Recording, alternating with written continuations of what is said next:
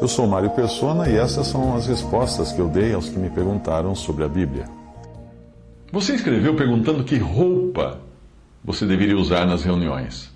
Existe um princípio no Antigo Testamento que mostra que o homem deve se vestir como homem e mulher como mulher. Embora seja um mandamento, eu chamei aqui de princípio, porque a passagem não especifica o que seja roupa de homem e o que seja roupa de mulher. Isso está em Deuteronômio 22:5 e diz: não haverá traje de homem na mulher, e nem vestirá o homem roupa de mulher, porque qualquer que fizer isso, que faz isto, abominação é ao Senhor teu Deus. Considerando que se eu hoje saísse às ruas de uma cidade brasileira vestido como um homem do Antigo Testamento, que é aquele vestidão longo, eu seria considerado como alguém que está trajando uma roupa feminina. E eu entendo que a passagem esteja falando, portanto, de se travestir, ou seja, do homem ou da mulher que quer parecer do sexo oposto. Eu creio que a questão ali estaria mais na intenção do que na roupa. Nas diferentes culturas existem diferentes maneiras de se vestir como homem ou como mulher. Por exemplo, você poderia encontrar homens na Índia, Escócia ou em países da África vestidos com saias, túnicas ou camisolões, que aqui no Brasil seriam confundidos como roupa feminina. Se você vir pessoas do sexo masculino caminhando de mãos dadas ou se beijando em alguns países da África e Oriente Médio, não vá se escandalizar. Ali, isso é perfeitamente normal. E se você visse o ex-presidente Bush dos Estados Unidos beijando o príncipe saudita Abdullah e indo passear depois com ele de mãos dadas, você poderia ter uma impressão errada deles, mas o costume é perfeitamente normal em alguns países e o Bush estava de visita ao país do Abdullah. Nos países árabes é comum isso e não causa qualquer constrangimento. Porém, um homem beijar uma mulher em público nesses países, aí sim é escandaloso, é crime e pode levar à prisão. Algumas gentilezas que nós oferecemos no Ocidente, como fazer um convidado entrar primeiro em uma sala, são consideradas ofensivas no Oriente Médio, onde a pessoa mais importante de um grupo é o último a entrar. Essa foi a razão da quase luta livre que aconteceu uma vez entre Arafat e o primeiro-ministro de Israel, Ehud Barak, quando eles entraram na casa para uma reunião com o presidente Clinton. Arafat queria ser o último a entrar, para mostrar ao mundo árabe que ele era o mais importante da reunião.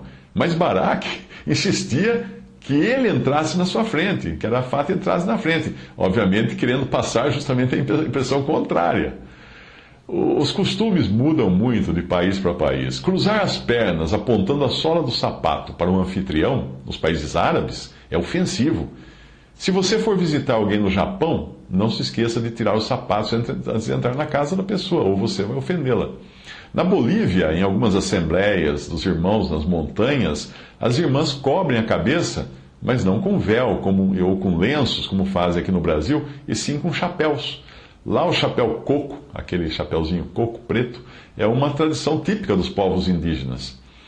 Evite cruzar as pernas numa reunião de irmãos na Romênia, porque isso é considerado uma desonra a Deus. No mundo ocidental, portanto, a questão da roupa masculina e feminina ficou um pouco confusa nos últimos tempos, já que se tornou comum mulheres usarem calças compridas na vida diária, embora os homens não usem saias, como acontece em alguns países.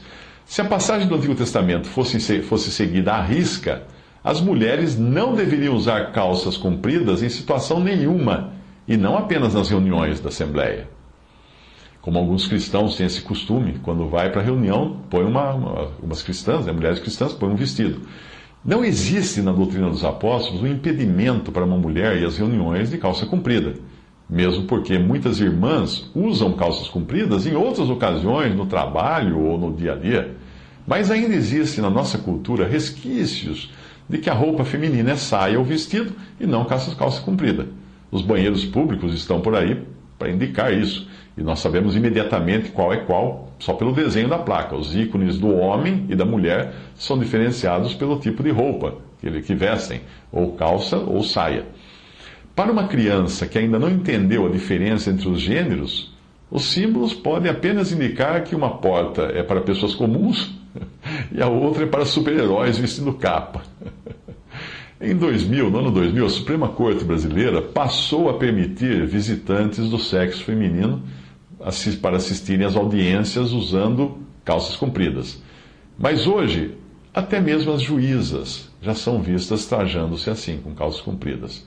Mas para homens ainda há restrições, como usar bermudas ou camisetas.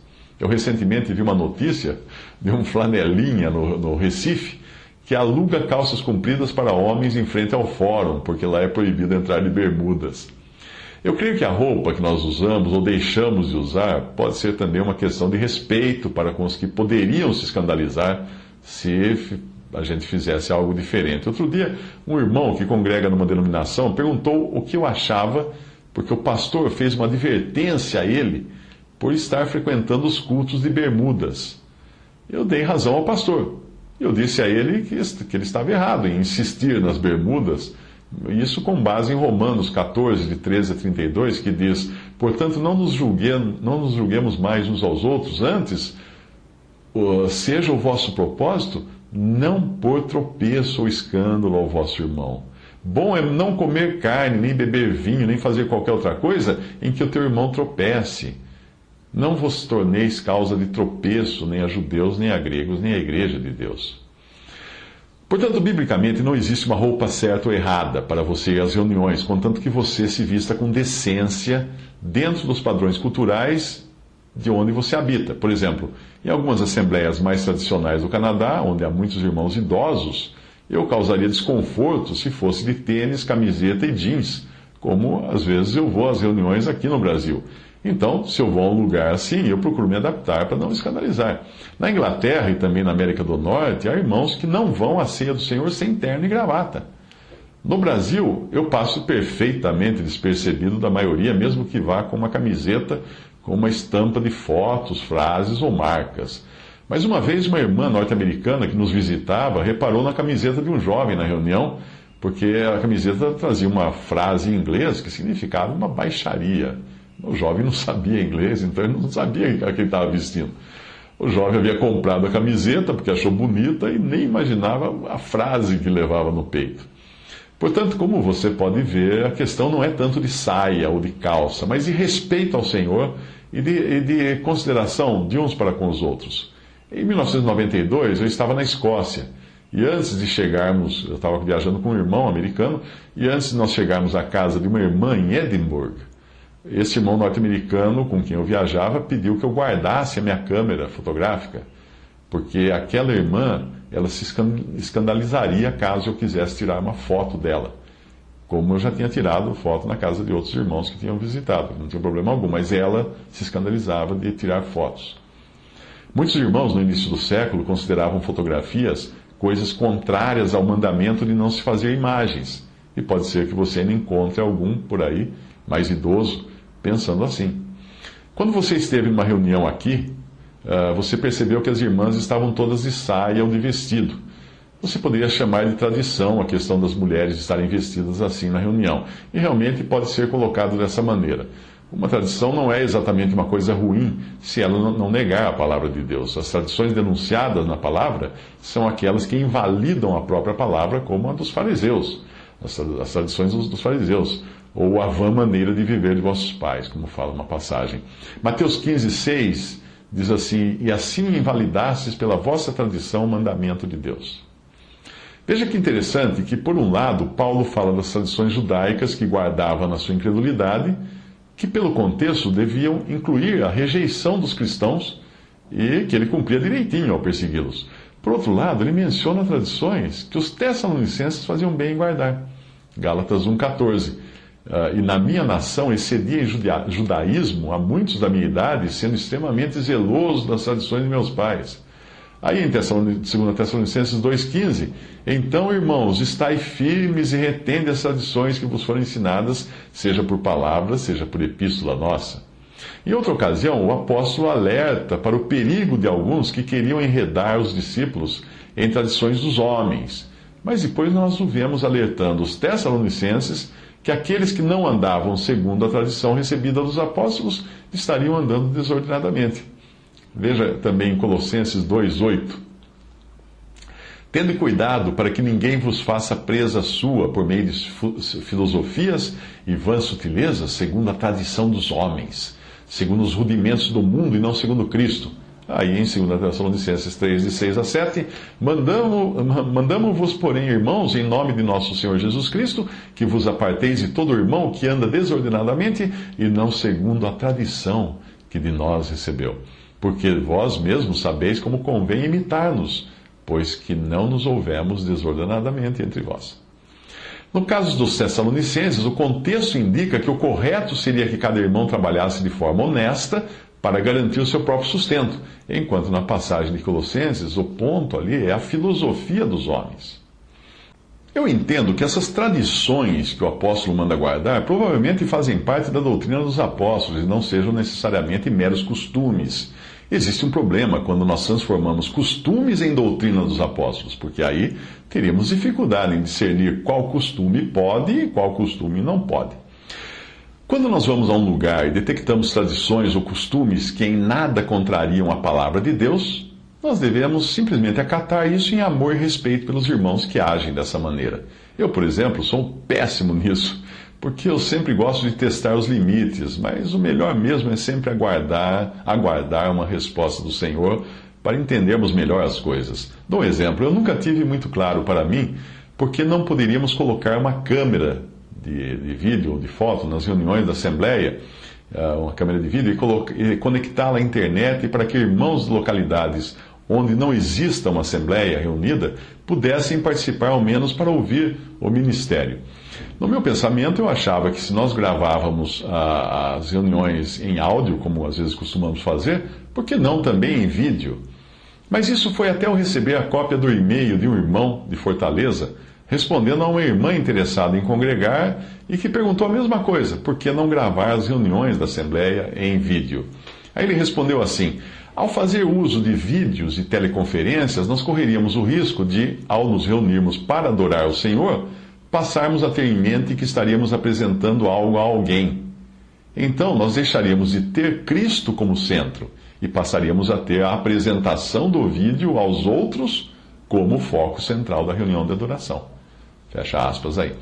Ficou mais claro para mim porque as reuniões da Assembleia, elas têm um caráter solene, que não pode ser repetido em fotos ou vídeos. O Senhor prometeu estar no meio físico e não virtual, de 2 ou 3 reunidos em seu nome, e fazer a imagem daquilo extrapolar o espaço do, vamos chamar assim, cenáculo mobiliado, como em Lucas 22:12, não deve ter sido a intenção do Senhor, quando ele quis ter o seu encontro, quis se encontrar com os seus discípulos de forma muito íntima e naquele cenáculo, ali acima do nível do chão. No entanto, eu já não vejo problema quando se trata de pregar o Evangelho, ou mesmo de apresentar um estudo da palavra, porque aí é uma atividade individual de um para muitos, como eu costumo fazer com vídeos na internet também. E aí o ministrante não está ocupado com a presença do Senhor no meio da reunião, como é o caso de uma reunião da Assembleia, mas sim está ocupado em transmitir a mensagem para uma pessoa, seja um incrédulo, o Evangelho, ou seja um irmão em Cristo, um estudo bíblico. Quando nós estamos congregados em nome do Senhor Jesus Cristo, é o Espírito quem nos congrega para Cristo. Não há um homem à frente dirigindo as reuniões, nós estamos ali para adorar a Deus.